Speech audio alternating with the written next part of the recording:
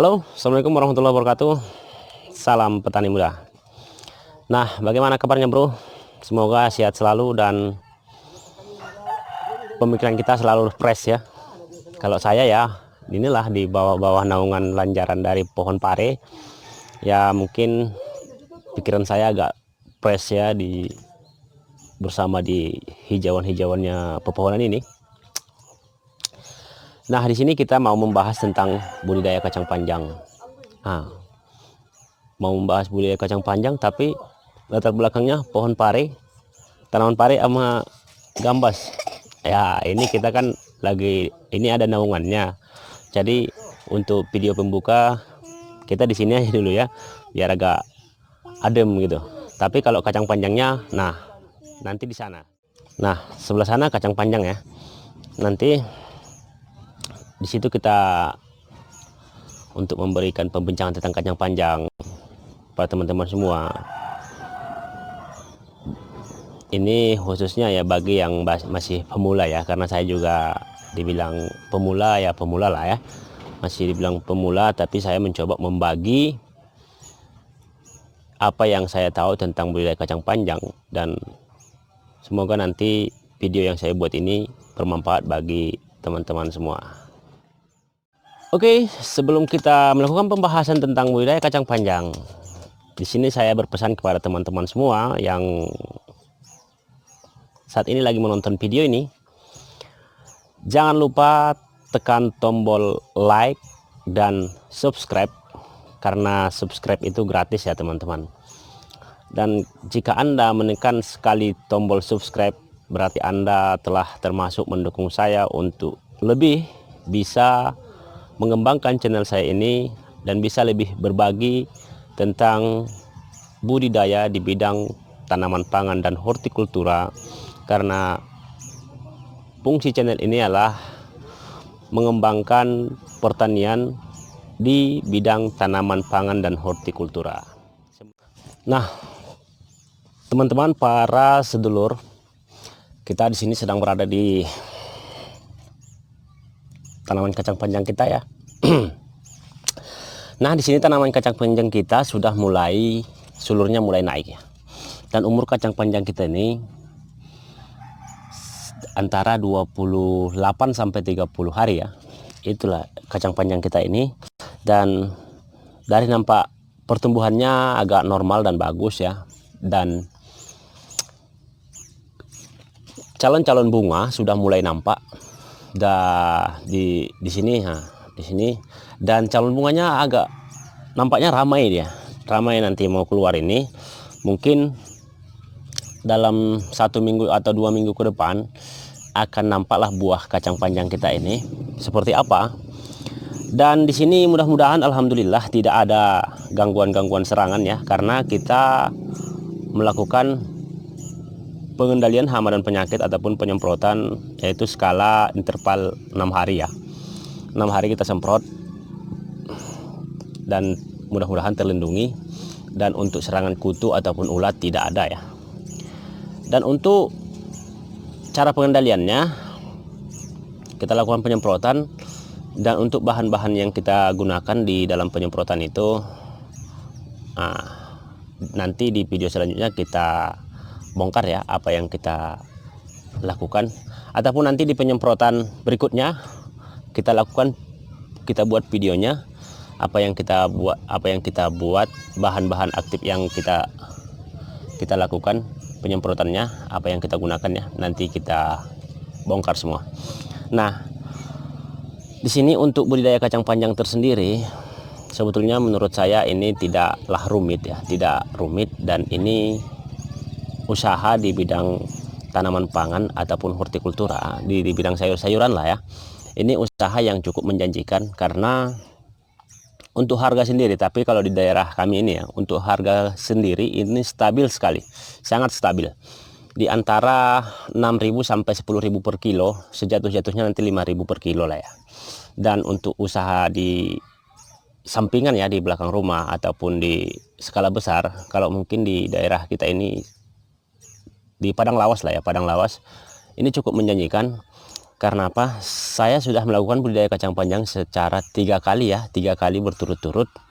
Dan untuk hasil sendiri, untuk penjualan sendiri, respon masyarakat untuk membeli kacang panjang agak bagus ya. Karena kemarin untuk panen pertama dulu, yang pertama saya tanam itu di harga 9.000 per kilo. Dan jika kita tidak menjual secara besar ya, secara banyak, kalau sedikit-sedikit itu lebih menguntungkan sekali lagi. Karena kacang panjang ini kita buat per ikat ya, per ikatnya 1.000, per ikat 1.000, dan dalam satu ikat itu biasanya 9, antara 8 sampai 10 lah. Tapi saya rata-rata 9 yang saya bikin per ikat itu 1.000. Dan untuk 1 kilonya, ini 1 kilo contoh 8.000 ya, 8.000 1 kilo. Tapi dalam 1 kilo itu, kalau kita kumpulkan 1 kilo dan kita ikat, itu sekitar kalau kita ikat nanti jadi 12 ikat. Berarti kalau kita menjual per kilo ya 8.000 berarti 8 ikat ya. Tapi kalau kita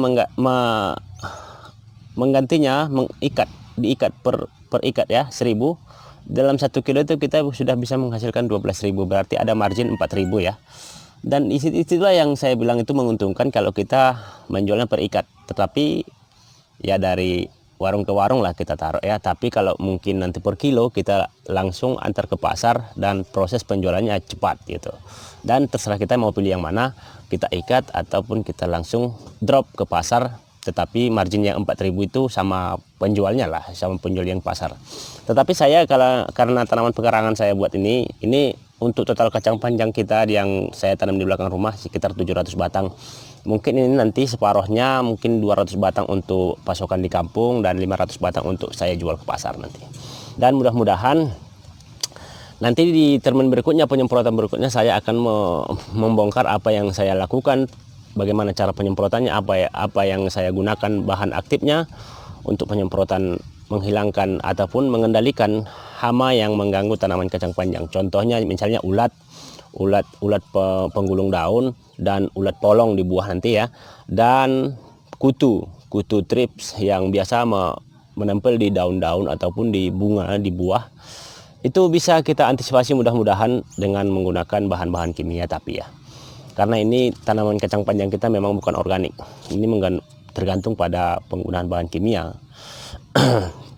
Nah, untuk pertumbuhan kacang panjang kita tersendiri agak bagus. Mudah-mudahan ini dalam umur 28 hari dan bunga sudah mulai muncul, berarti nanti di umur 43 hari mungkin kita petik pertama. Nah, saya kira 13 hari lagi memang mungkin udah mulai dipetik ini. Dan nanti pemetikannya pun akan kita update. Dan semoga video yang saya buat ini bermanfaat bagi sedulur, karena mungkin cukup sekian dulu video tentang update kacang panjang saya ini. Nanti bagaimana respon teman-teman tentang video ini, dan mohon kalau jika ada yang mau dipertanyakan, mohon dicantumkan di kolom komentar apa yang nanti yang bisa saya bagikan tentang budidaya kacang panjang ini, akan saya bagikan kepada teman-teman semua. Oke, terima kasih. Nah, itulah tadi tentang budidaya kacang panjang. Nah, semoga video ini dapat bermanfaat bagi teman-teman semua, karena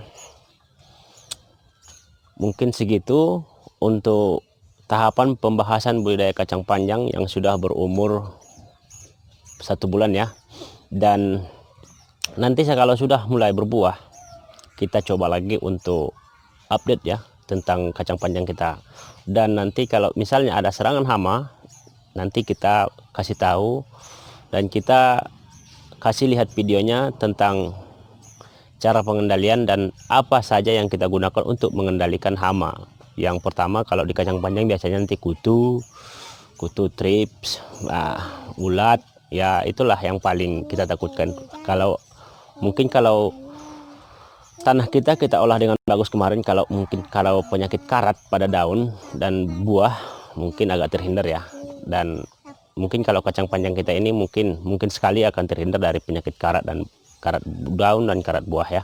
Tapi yang mau kita hindarkan nanti tentang serangan kutu trips dan ulat ya, ulat polong. Oke. Nah, sekian dulu dan terima kasih atas tontonan Anda dalam video ini. Semoga video yang saya bagikan ini bermanfaat bagi teman-teman seluruh petani. Dan sekali lagi saya pesankan jangan lupa tekan tombol like dan subscribe. Jika tidak suka, dislike aja, nggak apa-apa. Yang penting Anda menonton video saya. Jika bermanfaat, ambil yang bermanfaatnya, dan jika yang tidak bermanfaat, nah silahkan dibuang aja, nggak apa-apa. Oke, terima kasih. Assalamualaikum warahmatullahi wabarakatuh.